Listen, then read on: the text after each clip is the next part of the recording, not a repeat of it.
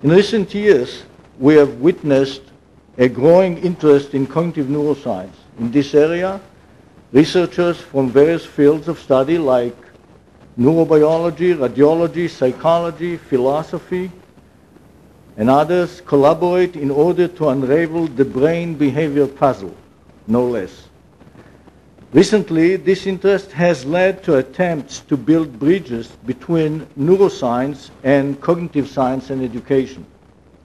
In Israel, the chief scientist of the Ministry of Education has taken an unusual and challenging step and has encouraged academics to be involved in such efforts. This fostered the establishment of our multidisciplinary, multi-university group of researchers in neuroscience, cognitive science, and education. In addition to learning from scientists, it is clear that much can be learned from teachers and educators. Whatever the direction of gaining knowledge might be, it is our mission to encourage exchange of information and knowledge between educators and researchers in the areas of cognitive science and neuroscience. Mike Posner is clearly one of the top scientists that have harnessed their skills and knowledge to this cause. Professor Michael Posner is a professor at the Department of Psychology, University of Oregon. For many years, he has studied attention and its development. Mike was a pioneer in employing mental chronometry to study human cognition and in applying similar ideas and methods to cognitive neuroscience. Mike is the author of numerous articles and books. He served as an editor or on editorial board of the best journals in the field and is a member of the National Academy of Sciences of the United States of America. He has won highly prestigious awards for his work. I am not going to read this part of his CV to you because there would then be no time for his talk. In the last few years, Mike has been using his skills and knowledge to study the relationship between neuroscience and education. It is in this capacity that we have invited him to the talk today. In addition, for those of you who are interested, you will be able to watch the recording of this talk in the near future via a link on our new Neuroscience, Cognition, and Education website that is soon to appear on the internet. Mike's talk is entitled Preparing the Brain for School.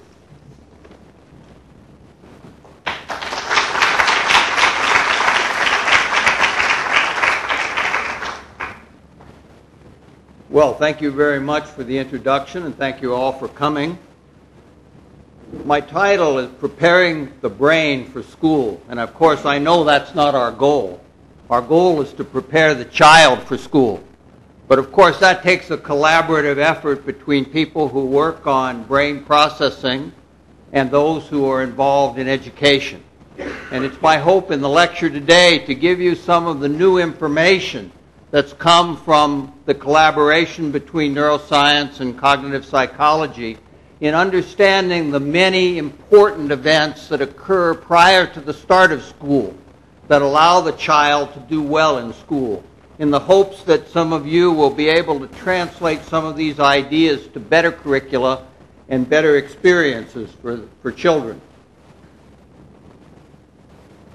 I just written a book on this subject called Educating the Human Brain. This is not really a commercial for selling the book, but more to introduce my collaborator, Mary Rothbard, who's been involved in all this work that I'll try to describe today. I'm going to concentrate on the traditional school subjects of literacy and numeracy, try to give you the background of these subjects, which actually start surprisingly young, and then to talk a little bit about our work on attention in relationship to the training of the human brain for school. Let me start with literacy because, of course, it's a very, very important topic in schools. Literacy training really starts with the start of life. So as long ago as 1971, Imus and his colleagues showed that the human infant comes into the world prepared to discriminate the basic unit of all the world's languages, the phonemes that are used to contribute or to constitute all the different languages of the world can be discriminated. This is shown in behavioral work that Imus and his colleagues did in showing that if you habituate to one phoneme, the infant brain sees the relationship, is dishabituated, begins again to show behavior when you change phonemes. So the capability of the brain to discriminate between the phonemes of the languages of the world are there at birth. And it's been recently shown to be very likely that the anatomy that supports this work is also there at birth. This has been a highly disputed topic because, of course, we know that damage to the human brain in early infancy and even childhood can lead to remarkable plasticity and reorganization. This has led many investigators to suppose that there might be dramatic changes between the organization of the brain in infancy and in later life. But recently, Ghislaine Dehane and her colleagues have used the new method of functional magnetic resonance imaging to look at the infant brain at 3 months old as they listen not to this lecture, but to French sentences that Ghislaine and her colleagues presented to the infant. They showed the activity in the full left hemisphere language areas that are also present in adults. They showed, for example, that the frontal area, which we call Broca's area, is active differently when a sentence is repeated as much as 15 seconds later, so that it seems to be involved even at this very early stage of life, even in the first 3 months. Broca's area seems to be involved in the storage of information from auditory information, which will later, of course, be French sentences. Of course, they're not sentences to the infant, and yet the apparatus for working on this material is present.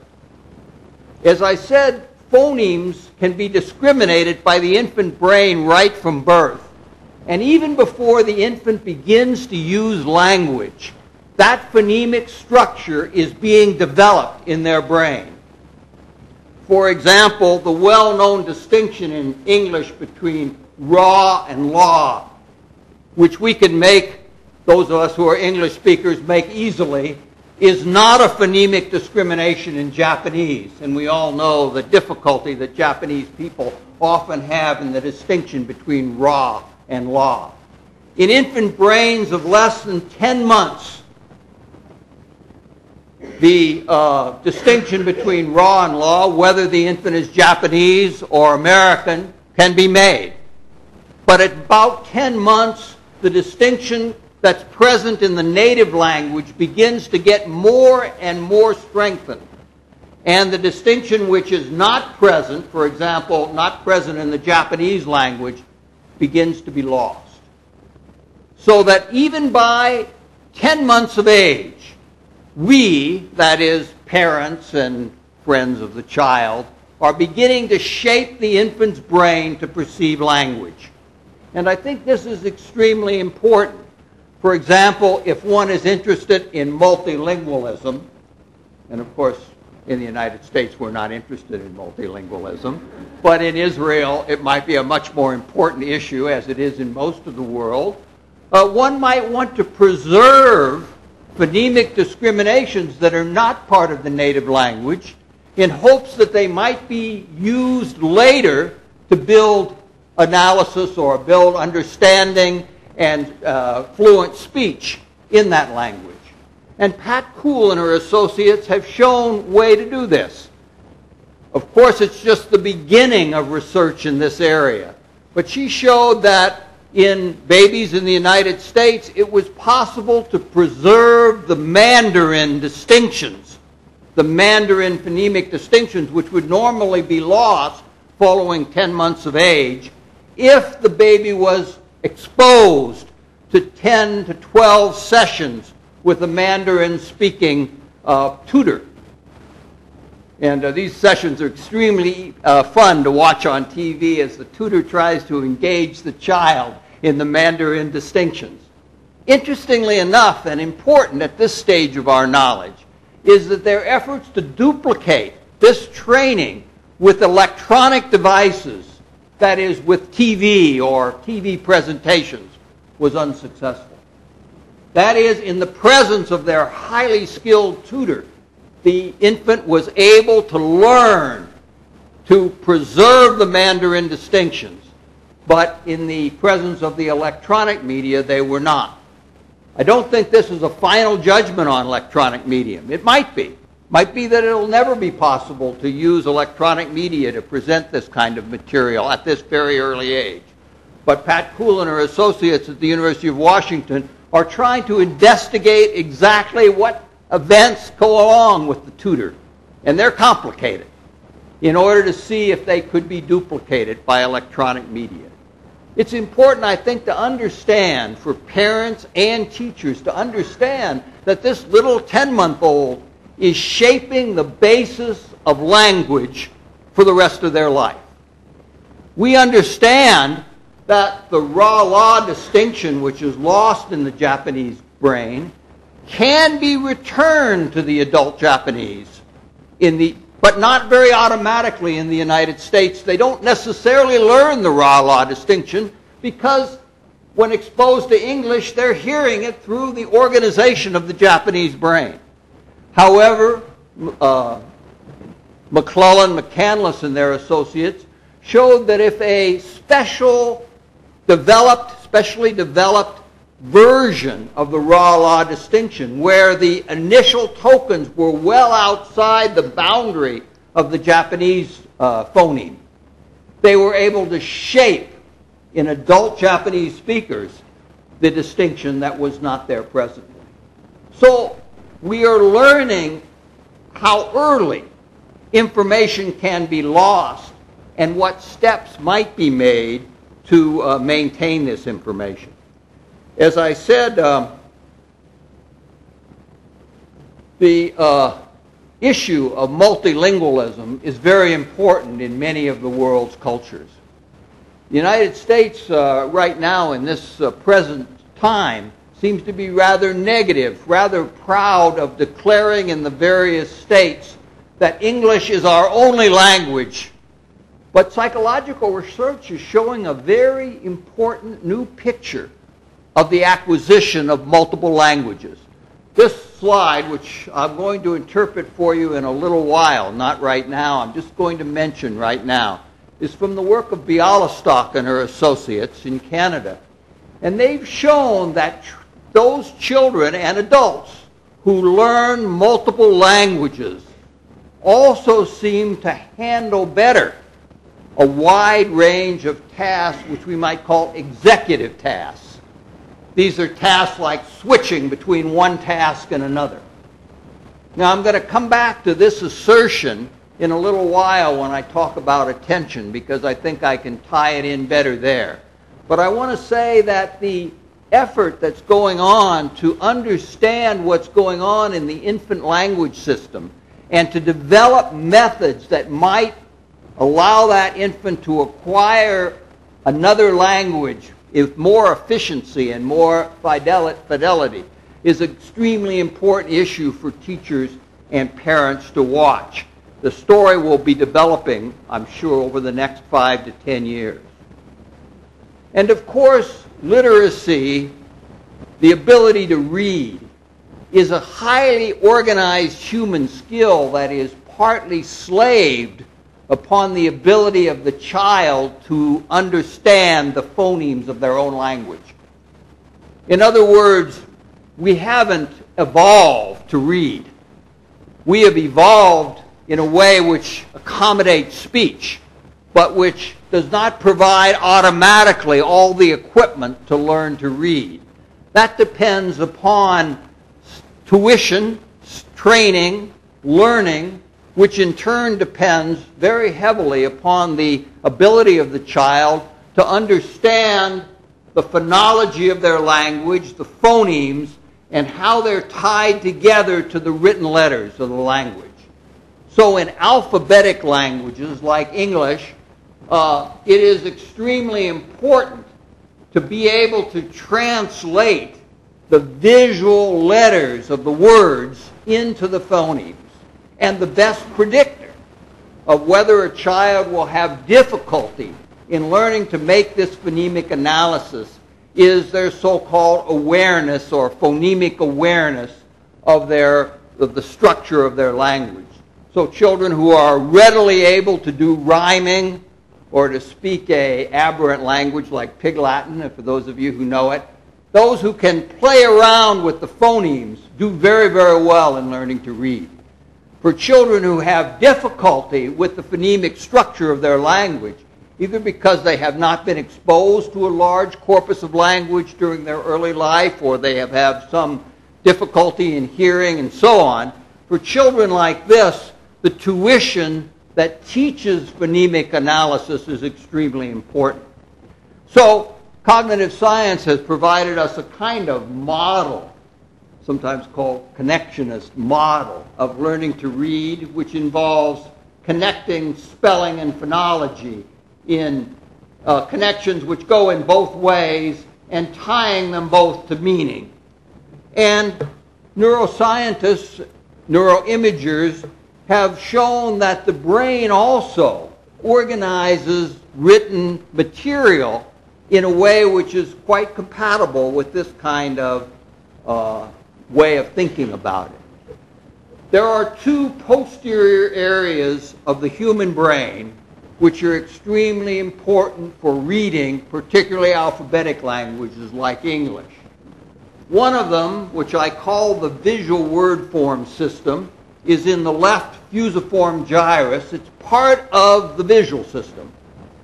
And its particular role is to chunk visual letters into a unit. It might be surprising that the human brain has a special area which is designed to organize visual letters because, of course, we didn't evolve to read. And, in fact, this area requires a great deal of tuition and has a long developmental history. We'll talk about it in a moment. And it is closely connected to an area here of the temporal occipital parietal junction, which is important in the phonology, into translating those written letters into a spoken form. And both of these areas communicate the areas of the posterior part of the brain and the frontal part of the brain that are important for attention and for the acquisition of meaning for the written string. Of course, once the phonology is obtained, the child then has access to the knowledge that they already have of the meaning of the written word. The visual word form system of the left fusiform gyrus has been probably the most disputed of these areas. Some people have wondered whether there is a unique area here and whether it is truly unique to visual letters. And the answer is there are areas of the fusiform gyrus important for chunking letters into words, but they're probably not totally unique to letters. They can also probably work on other materials, other familiar materials that need to be chunked into a meaningful unit. But I think this experiment by DeHaan and his colleagues is the clearest complete demonstration of the power of this little part of the brain, actually not so little, but this part of the visual system. DeHaan worked with a patient who had a lesion which separated this left hemisphere fusiform gyrus from the right hemisphere's visual areas, primary and secondary visual areas. So information going to the right hemisphere could not get to this visual word form area. When a letter was presented to the left visual, when a word was presented to the left visual field, that is, went directly to the right hemisphere, this formerly skilled reader could only sound out letter by letter and painfully put the phonology together. So it might take him 7 seconds to read a single word. However, the same word presented directly to the left hemisphere so that it didn't encounter this lesion connection between the right hemisphere and the visual word form area could be read fluently. Very powerful demonstration that once we have a skilled brain, this area automatically chunks information into a single unit, which no longer requires spatial scanning to deal with. It's dealt with as a single chunk or single unit. And that's a very important part of the process of reading, as we'll see.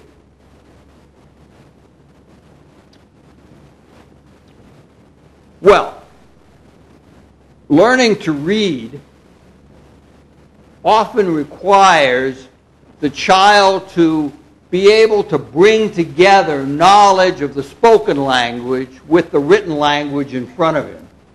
And this particular slide refers to a program, a computer program, developed by Beck and McCandless called Word Building, which is one of many phonological type programs that have been used to build skills. This particular one has been applied widely to so-called dyslexic children. That is, children whose reading skills are 2 grade levels or more below the level at which they should be at about age 9 or 10. So these are children who are of normal intelligence and vision and so on, but are having great difficulty in acquiring language. And it uses the close connection between the sound of these words and their visual form here to build up knowledge of each phoneme and to blend them into a unit. In about, this is the intervention, you can take a lot of words that have similar letters, sat, sap, top, tap. This is a method developed by Bloomfield in the 30s and here brought to a computerized development. And 20 days of this intervention in the hands of McCandless produces a remarkably large change in the ability to deal with words, individual words, but also in the ability of the child to understand a passage that they read. So they are learning decoding skills, they are learning to sound out the letter strings, but as they get fluent in that decoding, and therefore getting in a very rapid way, beginning to get the auditory or phonological string, then they understand. And reading now becomes something that they can do and understand well. And this has a dramatic effect upon the brain. So these dyslexic children, prior to the training, show quite heavy activation in frontal areas, particularly in area 47 and in the anterior cingulate, but little, if any, activation in these posterior areas like the phonological area or the visual word form area.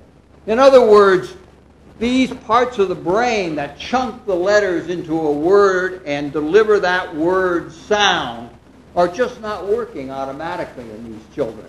And as a result, they have to struggle very, very hard to try to do the reading task.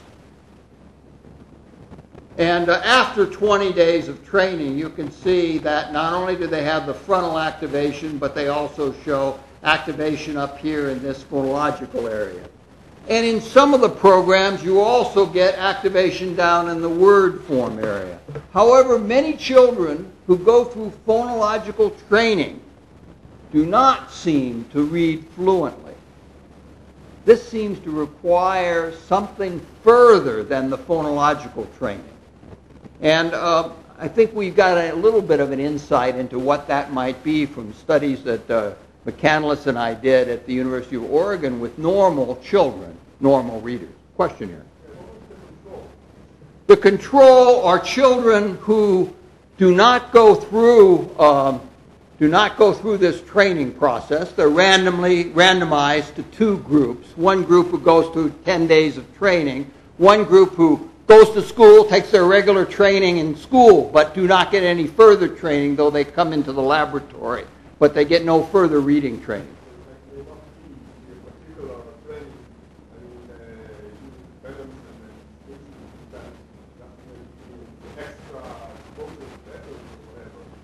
Yes, but you know, we get exposed, it's possible, but you get exposed, this is only an hour a day of this. They're getting exposed to many hours a day in their normal schooling. So it's a little unlikely, though, of course, one could do further controls. The exact explanation of why these work, of course, could be due to many different things.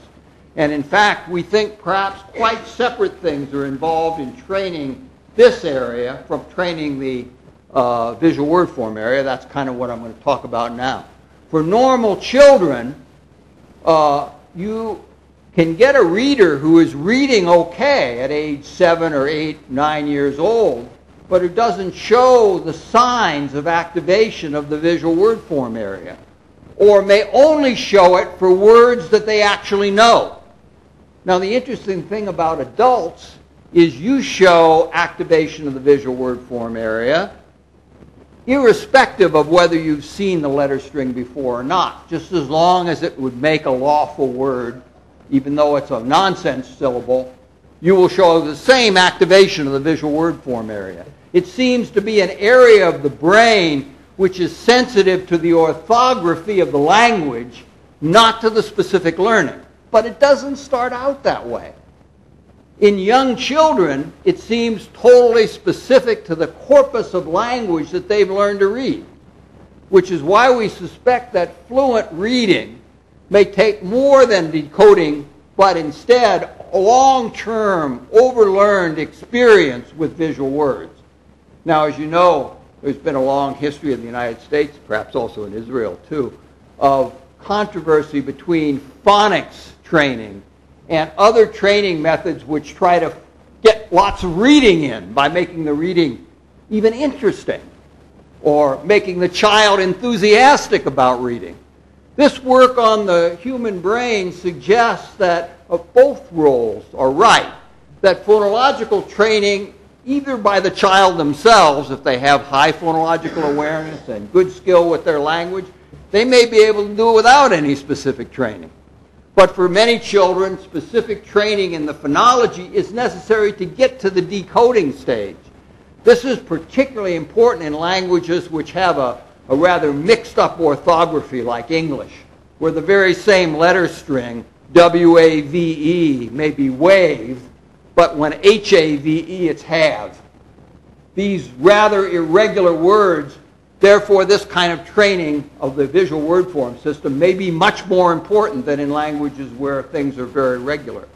And here it seems to be high levels of exposure of the language allows the child to go from a corpus of words where the visual word form system is active when they see words they're familiar with, to a highly dense organization where it acts irrespective of whether they are familiar with the word or not, as it does in adults. Again, this is an area of active research, certainly plenty of argumentation as well as research, and it's something I think teachers need to follow out because it will help understand the transition that might need to take place between pure phonological reading and decoding and the acquisition of a high level of fluency and pleasure in reading, which of course is the goal of every teacher.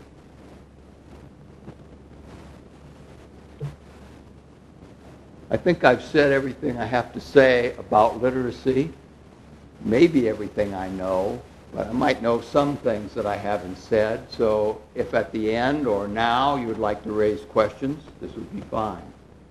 If not, I'll go on to a second area because I think having the contrast and relationship between literacy and numeracy is an extremely useful way of thinking about the relationship between specific areas of learning and general principles of learning. In numeracy also, things go back to early infancy in a very surprising, for many people, very surprising way, because we usually think of numbers, the skill of adding and subtracting, as being a property that's learned in elementary school.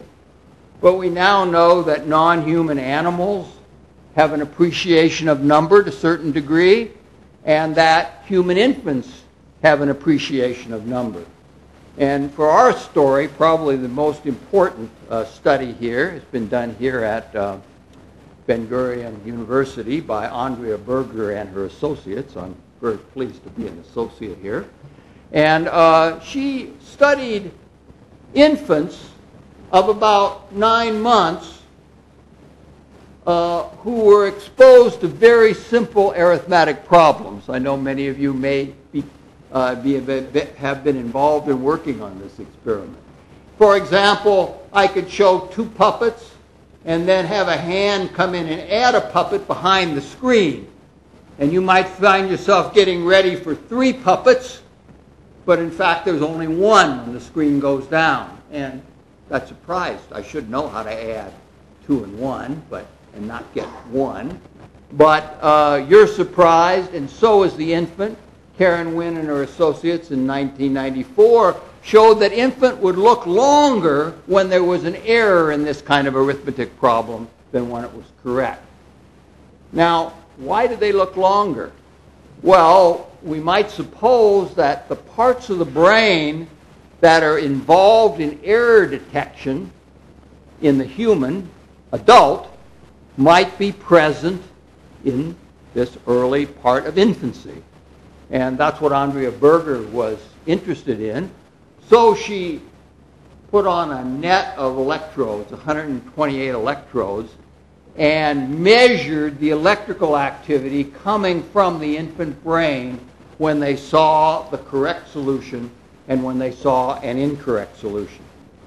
And she compared that with adults. These are the adult solutions, and you can see that here we get this negativity that's much larger when there's an error than when there's a correct. And this negativity has been usually associated when it occurs in a cluster of electrodes on the surface in the frontal area with activity coming from the anterior cingulate gyrus, a very important part of the brain's attention system. And if you look at 9-month-old infants, correct problems and incorrect problems, although a little longer in time, you see this very strong negativity that's associated with the correct problems over the same electrode sites, roughly speaking, as in adults. So this suggests that the part of the brain that's involved in detecting the error is the same in the 9-month-old infant as it is in the adult. And so infants are appreciating number, and they are responding to errors in very simple arithmetic tasks. You can't ask the infant to do 26 times 91 or to add 37 and 45. But as long as you deal with 1, 2, or 3 very small numbers, you get an appreciation of error and correctness in the infant brain. And DeHaan and his associates asked adult subjects to determine whether a digit was above or below 5. And they laid out the architecture of a system which is capable of carrying out that very simple task. It takes about 400 milliseconds in the infant. For 5-year-olds, it takes about 2,200 milliseconds. You think they'll never press the key, but they finally do. And the error, of course, if they make an error, they do on some occasions, it comes from an area of the frontal midline, which I talked about just a moment ago, the anterior cingulate. But the earliest thing is an activation here in the visual system, in the fusiform gyrus, probably. For Arabic digits, it's pretty bilateral. But for words, of course, it's the visual word form system, the left fusiform gyrus. And then there is an area that turns out to be very important for our understanding of number. I mean, numbers are things we do things with, but they also have a meaning. So if we talk about 4 or 6, we're talking about a difference in quantity. And the brain of adults automatically appreciates that quantity. However, that turns out to be a big stumbling block for the child in entering elementary school. this comparison between the input digit, which could be a spelled out word or an Arabic digit, and 5 seems to involve an area of the parietal lobe, both on the right and left side, which is an area now has been traced out in anatomical detail by cellular recording and by fMRI. So a great deal is known about this area. And that area, that comparison area, then of course tells the adult whether they press the left key or right key, depending on whether the digit is above or below, depending on whether the input is above or below 5. And then, of course, if they should make an error, which they do on 3 or 4% of the trials and almost always know, then you get an activation here. So this is the basic architecture of the system. The comparison area seems to be present in children, very young children. We don't know exactly when, but getting the information in and out and so that it can be made use of seems to be difficult for some children. So children from low SES schools, that is, children from low SES families, low socioeconomic families who may have less exposure to numerical concepts, often have difficulty in understanding the quantity of a digit. Well, if you don't understand quantity, it's only rules that you can kind of memorize on how you manipulate those quantities in adding and subtracting and so on. DeHaan's work has shown very precisely the areas of the left and right hemisphere that are involved in numerical calculation, and these have been confirmed by cellular recording and have provided a kind of network that seems to be involved in simple arithmetic. So in the comparison task, which is of course an extremely easy task, the crucial area seems to be the left or right parietal lobe, but once you try to do a little bit of computation, then in English and in French, language areas come in.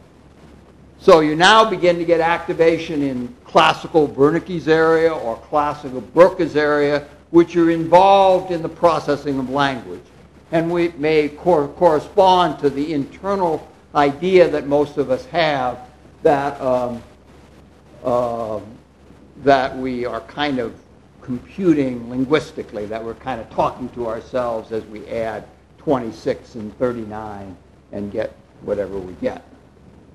Well, a number of years ago, Robbie Case and his associates developed a program, a curriculum for preschool education, which was designed primarily to improve the child's understanding of quantity, to get information into and out of this area of the brain that involves the understanding of quantity so that it could be used in a variety of tasks. He spent a year with simple board games, comparison tasks, and so on, and showed that the children, randomly assigned again, who went through this training, did rather well in elementary school, as well as compatriots from high socioeconomic status classes, while those who did not get this training realized the prediction that they would not do well, and many of them failed their classes. And more recently, DeHaan and Anna Wilson have built a computerized method for training about quantity in preschool children. They call it the number race, and this particular version is available on the web at the DeHaan website. So you could take a look at it. And it involves a whole series of games, very similar to Robbie Case Right Start program, that trains the child in trying to appreciate the quantity and trying to relate that to various things that might be used in trying to manipulate numbers.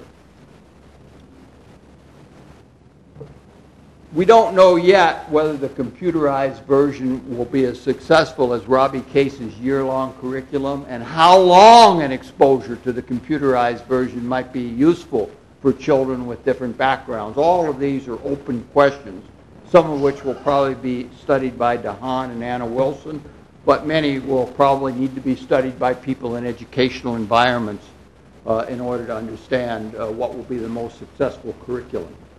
Recently, Yiwan Dong, who is at Dalian Technical University in China, has shown that there are very interesting cultural differences in the way in which these simple numerical tasks are carried out. And I think this is going to be very important in the long run, because we do know from the literature that Asian children seem to have a better success rate in early arithmetic than children, at least in the United States. I don't know all the other countries of the world. And that could be due to many, many different things: differences in classrooms in China and the United States, difference in parental values.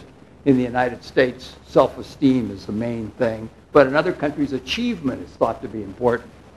So we don't know, but it turns out that the brain computes these simple tasks rather differently if you're a native Chinese speaker than if you're a native English speaker, in a way that could, but maybe doesn't, but could account for some of the differences that are being seen in language skills.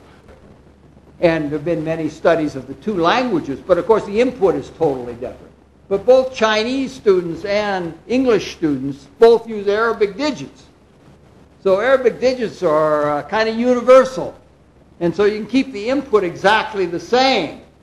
And what Yuan Tong has shown are two very important things. There's an area of the brain that Chinese native speakers activate, a premotor area, that's simply not activated in English speakers. Moreover, as the task gets more complicated, as I might have an addition, maybe add these two numbers together and then decide whether this one is above or below the result. Now I have both addition and comparison. So it's a little more complicated task, although both groups can do this task fine, no problem. But in the English native speakers, that task draws, just as the Han showed, upon language areas, but not in the Chinese native speakers. There we get greater activation in this premotor area, but no, and other frontal area, but no activation in the language areas. So it seems like simple numerical calculation and language are kept apart in the Chinese speakers, but not in the English speakers. There's another interesting finding here. Even these simple problems in the English speakers, but not in the Chinese speakers, activated limbic areas known to be associated with anxiety. It's kind of hard to believe that you can get very anxious about a task of comparison. But yet, the brain areas, maybe not the person, we don't know if the person was anxious, but the brain areas showed that there might be some sort of pressure, anxiety felt by the English speakers that were not there for the Chinese speakers. So here are two interesting findings from neuroimaging. We don't know exactly whether they could give us hints as to curricular differences. We don't know why the English brain, this brain of English speakers, they weren't all English, many were Americans and Australians, but we don't know why the native English brain integrates language so closely with arithmetic. Maybe it's because of training. Maybe it's because of the way it's taught. We know that's perfectly possible because Canadian postal workers, where letters and digits are intermixed in postal addresses, have much greater integration of letters and digits than do non-Canadians. And that has to be a learning. So it could be the result of different curricular devices. It could also be, there also could be difference between the two languages, Chinese and English, or it could be differences in genetics and so on. We don't know, but here is where a finding in the brain may help us, may or may not help us develop improved curricular training that might help people in countries which have difficulty in learning arithmetic to do so more completely.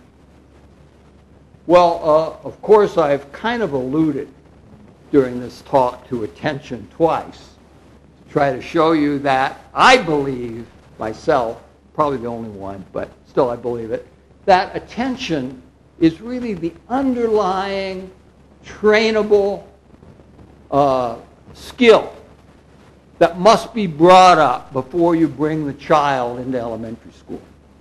Now, I know that I'm not the only one, because I know many Central European preschool programs sought to bring children up to a common level by taking the low-skilled children and giving them a lot of training on attending to the lessons before they began the actual elementary school.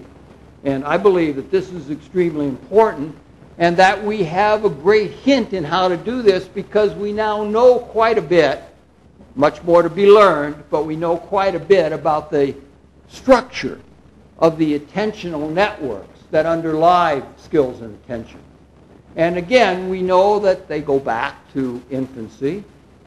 And I'm going to talk, because of the lateness of the hour, and I want you to have plenty of time for questions, only about the executive attention system, because we believe this system is critical for regulating the overall cognitive processes and the emotional processes. So a child must be able to quiet themselves, not only pay attention in the sense of orienting toward the teacher, but also reduce the competing pressures that for movement, for other sorts of things that might be important. And we believe this executive attention system is extremely important for that kind of self-regulation. And we think we know how to measure this attention system. In adults, using many, many methodologies, it's been possible to show that tasks that require conflict between cognitive dimensions universally activate the anterior cingulate and prefrontal areas that are part of this attention network. So here's such a task called the attention network task. You're supposed to respond whether the central arrow points left or right, but all the arrows around it might be congruent. That makes it easy. Or they might be incongruent. That makes it difficult. And we have studied the brain areas that are active during this task and used it to develop a picture of the various attentional networks, which I've kind of indicated here. That is the alerting network and the orienting network, as well as this executive network. And we can also ask parents about their children's ability to self-regulate. We can ask them questions in infancy about their ability to shift attention. We don't ask it directly with this jargon. We ask the child questions that can lead the investigator to understand the relative skill in a higher level factor developed from questionnaires called Effortful Control. This is the work of Mary Rothbard. She has scales for infants, for children, for adolescents, and for adults. And she's been able to define a higher order factor called Effortful Control that relates to the ability of the child to follow instructions, pick up their toys when instructed, come to the dinner table, sit quietly in a long, boring lecture, all those things. And she synthesized those into this measure of effortful control. And here's some more formal definition, but I won't worry about it. But the important point is that there are correlations all through childhood between effortful control of emotion and cognition and activation of brain areas, this more ventral area, which we think is related to control of emotion, to keeping negative affect at bay, for example, or for controlling cognitive tasks where there's conflict, like the Stroop effect or the flanker effect, and so on.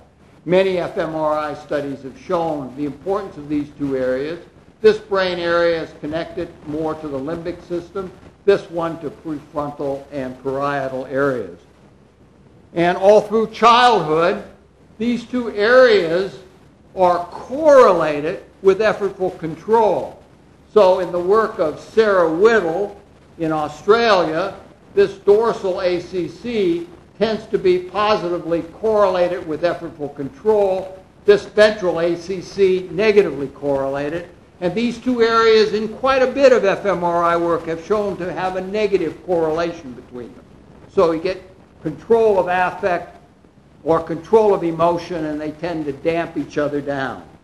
So this is direct evidence that these questionnaire items also provide a knowledge of the activation of these two areas of the anterior cingulate.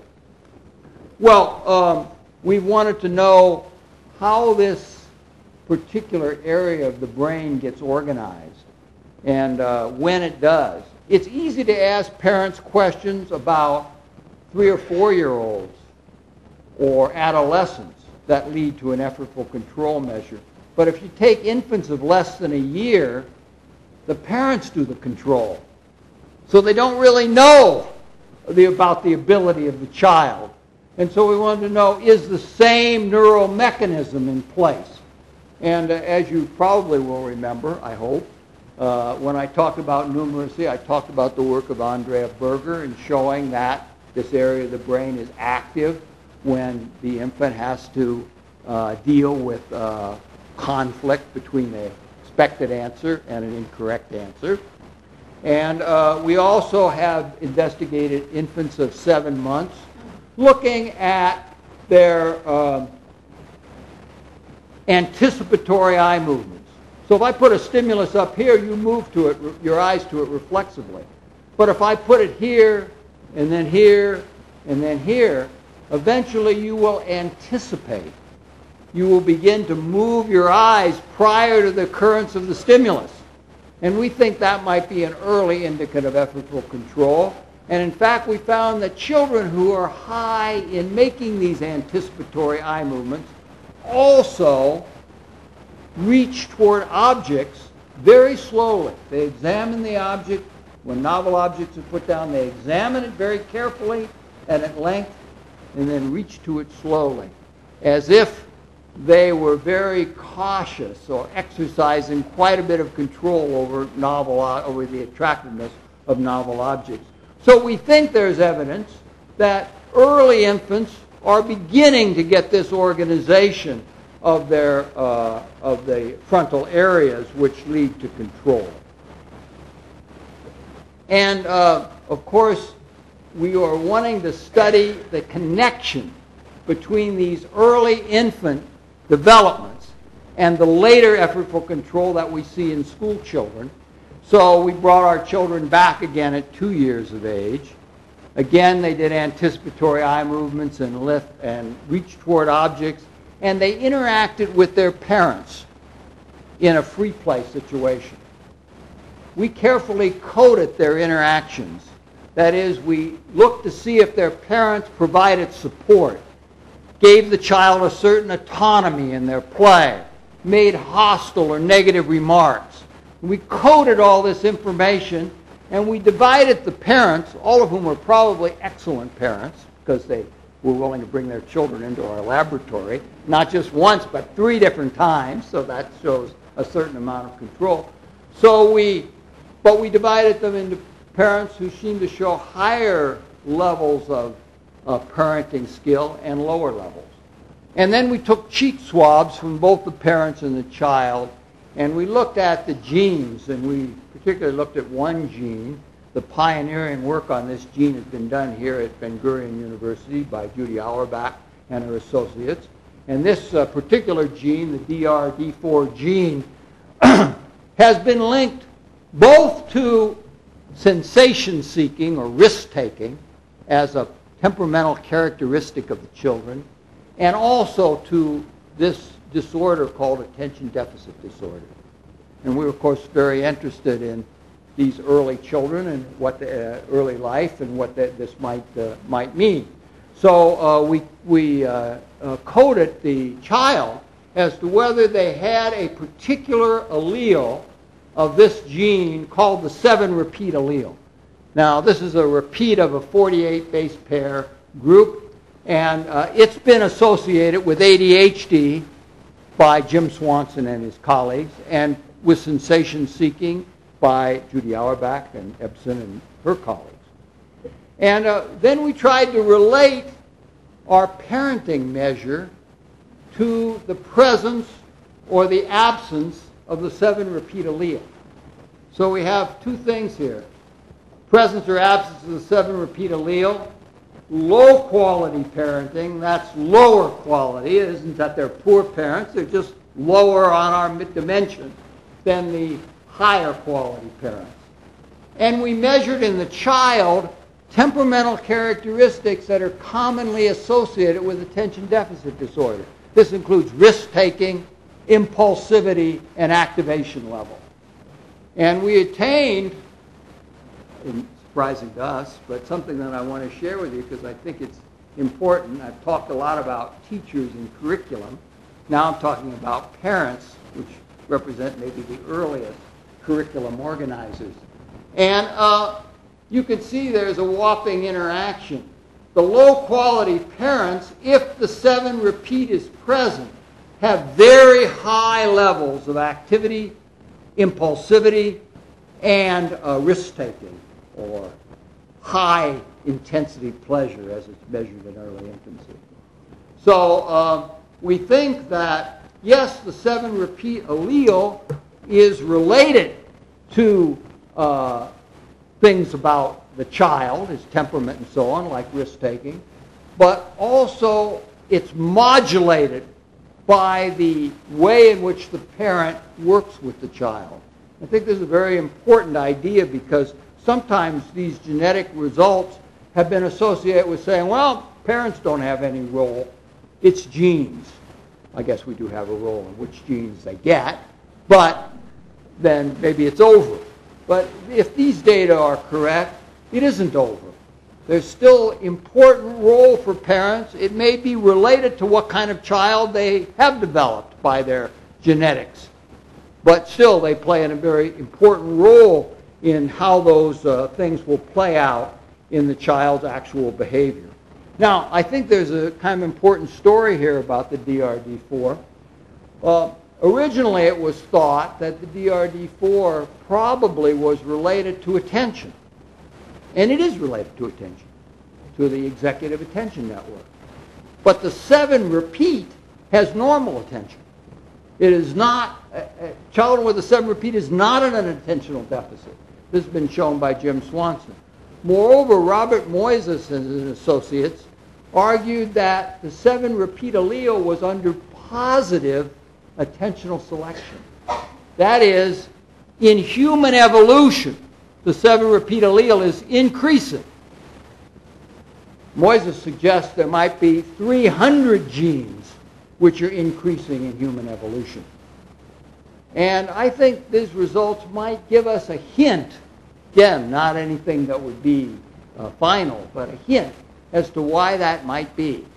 It might be that these genes make the child more sensitive to influence from their culture as mediated through their parental activity, through the parenting they receive. If this is true, which it may not be, but it means, I think, that genetics will have to think much more carefully about how particular genes might influence the role that parents and teachers play in the development of child behavior and temperament. Yeah, sure. This. Oh, well, 7 repeat is either present or absent. It's an allele of the dopamine 4 gene. There's a particular flavor that people don't all have the same genes. You've probably heard that. But people don't all have the same exact type of the gene. Some genes have different levels, different changes among people, sometimes only in a single nucleotide, sometimes in a whole bunch of them. This is one that has differences. So some people have 7 repeats, some people have 4 repeats, some people have 2 repeats. And those genes, those differences in alleles can be related to behavior. We have tried to relate the presence or absence of the gene to these behaviors, which are symptoms of ADHD. They're not ADHD themselves, because these are only 2-year-olds, but they're temperamental symptoms that have been related to ADHD. Impulsiveness, so on, so on. And that's this scale. Now, what we show is, look, there's no difference. If you take the mean of these 2 points, the mean of these 2 points, you say, well, there's no difference. It depends entirely on what kind of a parent you get. If you have what we call the lower quality, at least as we coded it in our interaction, and you have the 7 repeat, you're going to have very high levels of these 3 symptoms. Is that clear or not? Okay. Well, I've gone over the time I normally give to this. I'll only say that these measures of effortful control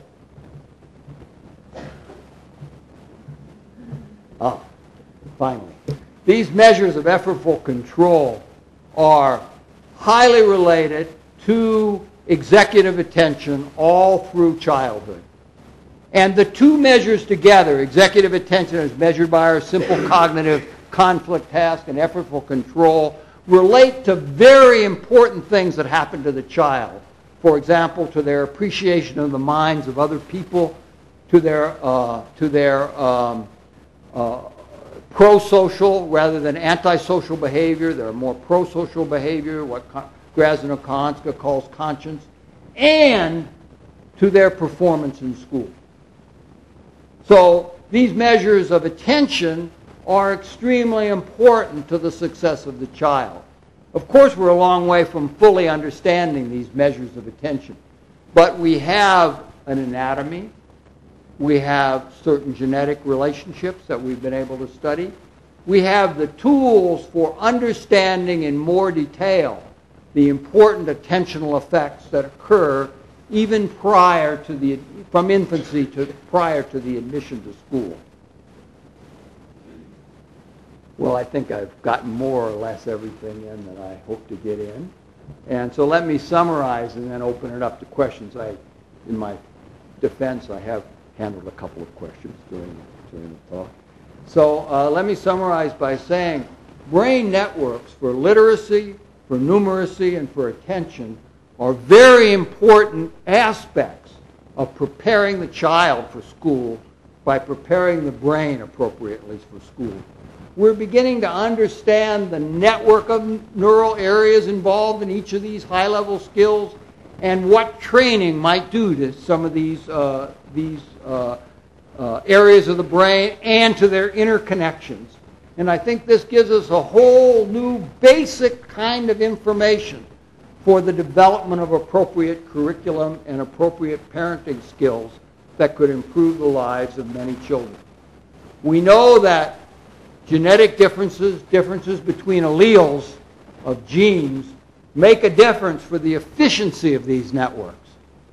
So, for example, the DRD4 is related to the efficiency of the executive attention network. But its particular relationship to the behavior of the child seems to depend in part upon the training or interaction with parents. So I think these are important things that an approach to education that looks at brain activity might bring to a hopeful dialogue between educators, neuroscientists, cognitive psychologists about how to prepare people for the school experience. I'm happy to answer questions.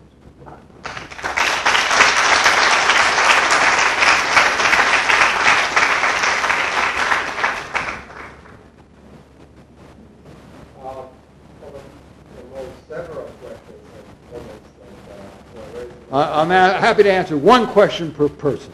So ask me the most important. In our last meeting at home with our friends, we decided that all of us would be allowed to talk about one grandchild and one disease. So I thought that I would provide you one comment and one question.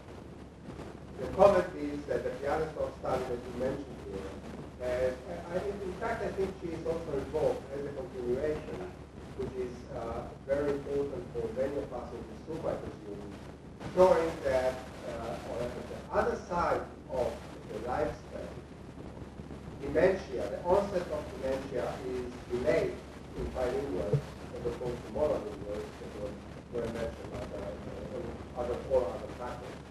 So it is interesting to see that the effect of being able to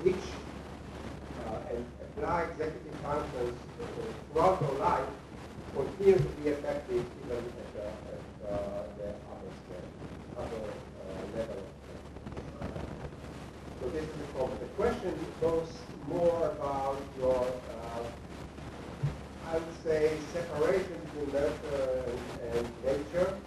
When, in a way, you emphasize very much the importance of training, and I think very convincingly, and nobody will deny that the particular abilities that you are born with are shaped by training, and you lose some, like losing the ability to pronounce some of the phonics, as you can hear now in my way of speaking English.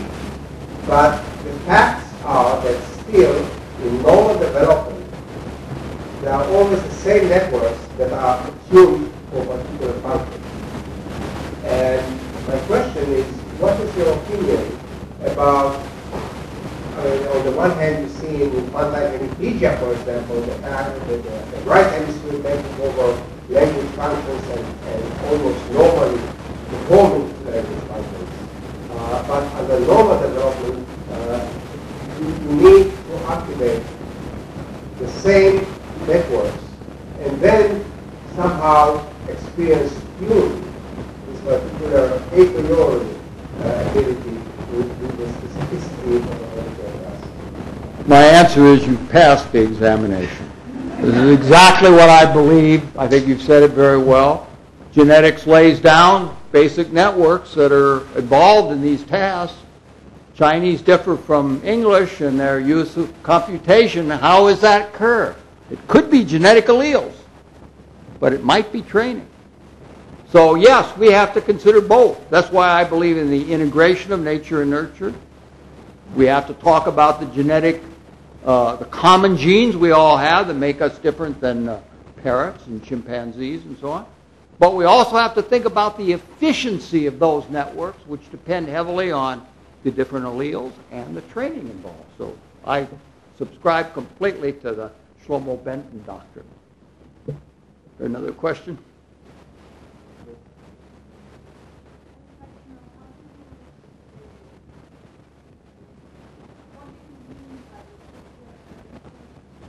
Yes. Well, this is a very good question, and really a beautiful question. Of course, I wished I knew what the answer is. I know a direct answer, operational definition. We used an NICHD scale, which made global ratings on things like autonomy, support, hostility in the interaction between the child and the parent. Well, this is a good operational definition. I mean, the scale, we followed it, we got this result. What is it really about the parenting that's making the difference here? Certainly it isn't the 20 minutes that we observe the child. It's the whole experience that the child has had with this parent. And this is a large research project to figure out if this is correct, if this interaction is true. Then we have to figure out what is it that these parents, I think all these parents are good parents because they come from good Eugene families. They're taking their child into the university. We know they're very proud of their children. We always say, this is a wonderful child. We just think that she's done so well or he's done so well. And you can feel the pleasure in this. So they're all doing, but there are certain things that they must be doing that would lead to this difference in the way the child do it. Now, of course, these are symptoms of ADHD, activity level, risk-taking, impulsivity, but they're not entirely bad. These are different children, and children have good and bad things. So we have a long way to go to understand exactly what this means for parenting and exactly what it means for nature-nurture interaction. But I thought I'd present you as a very new result. My colleagues Mary Rothbart and Brad Sheese are involved in it. We just have a paper that's going to come out on this in development and psychopathology, and we hope to pursue it and maybe answer the question of exactly what it is. But it's a wonderful question. I hope maybe some of you can do the research that will answer it.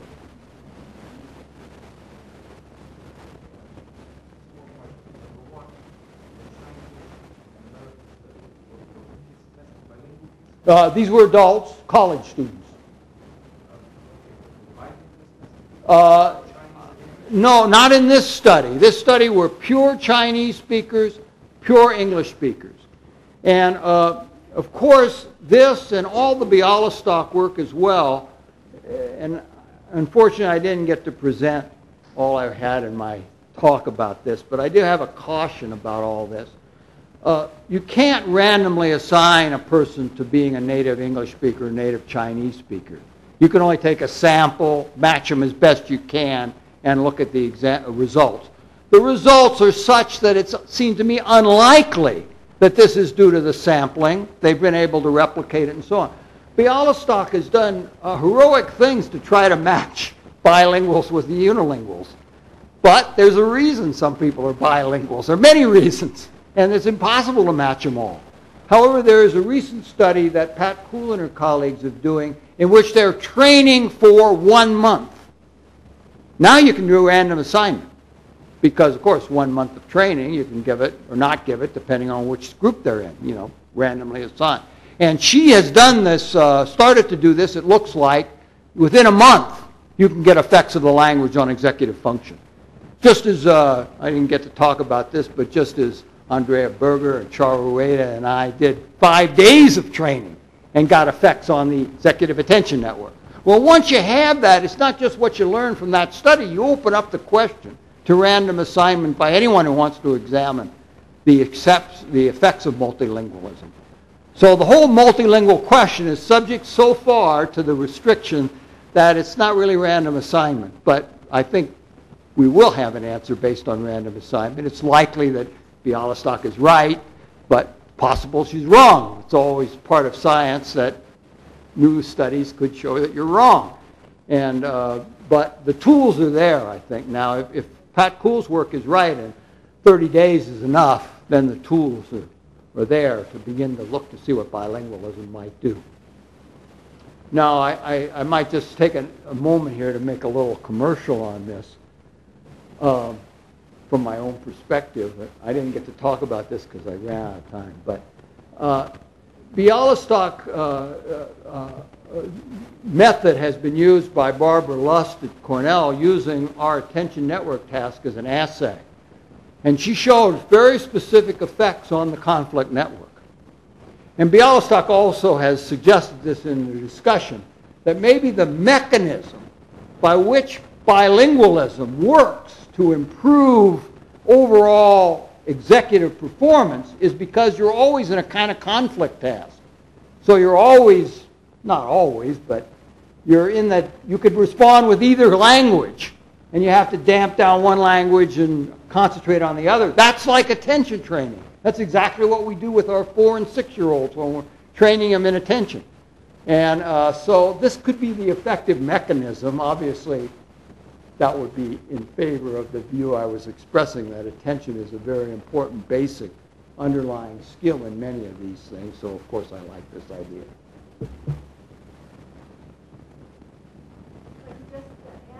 Training in general improves cognitive function, or at least increases mastery of functional activity.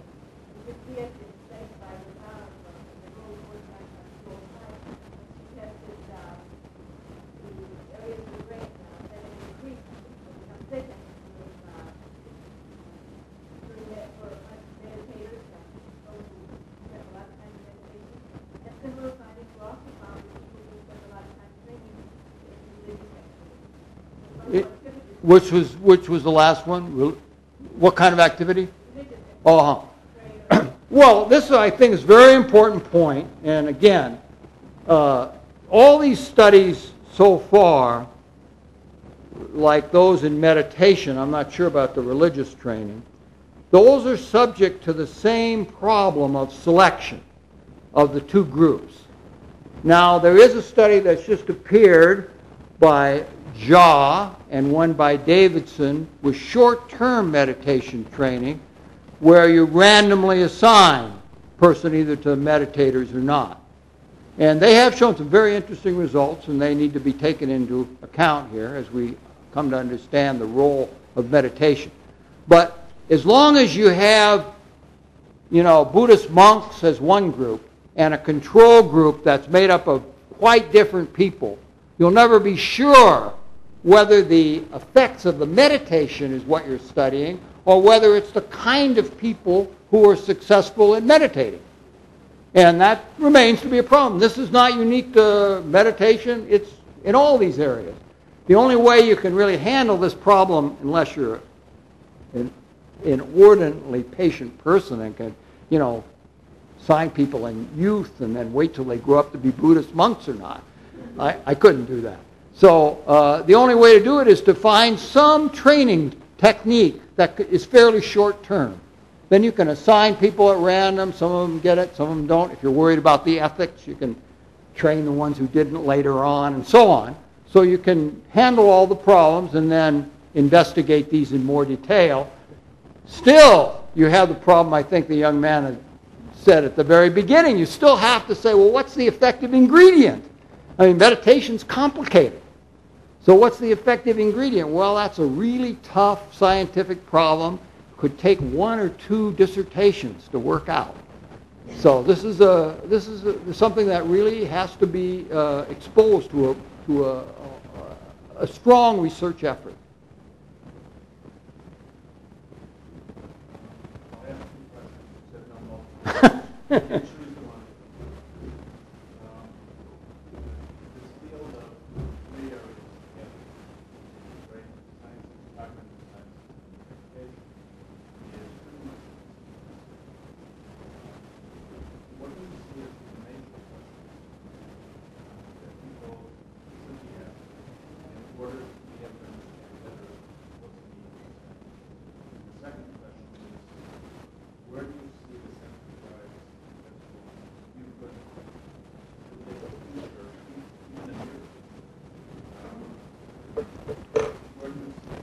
Well, I mean, you know, the first question was, well, this field of education and cognitive neuroscience is in its infancy.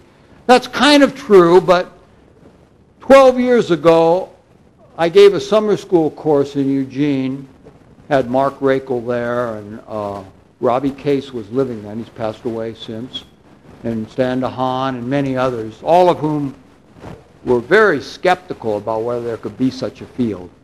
And then the keynote was given by Michael Merzenich, who had only worked with monkeys but had done the studies which later appeared on Fast Forward.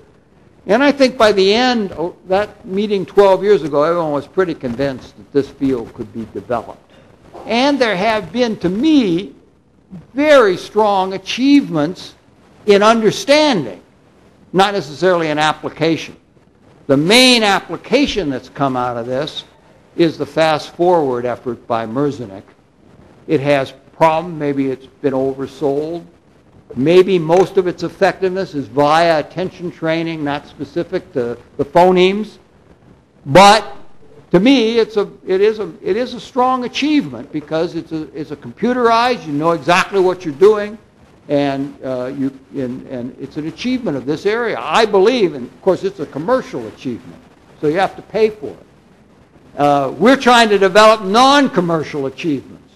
So Chara Rueda and Mary Rothbart and I have a program for training executive attention. We don't know if it's optimal. It worked in 4- and 6-year-olds. And we have it on the web. You go to www.teach-the-brain. You can download it, listen to Chara tell you what it means and everything, and try it out. Stan DeHaan has the same thing for his word building program.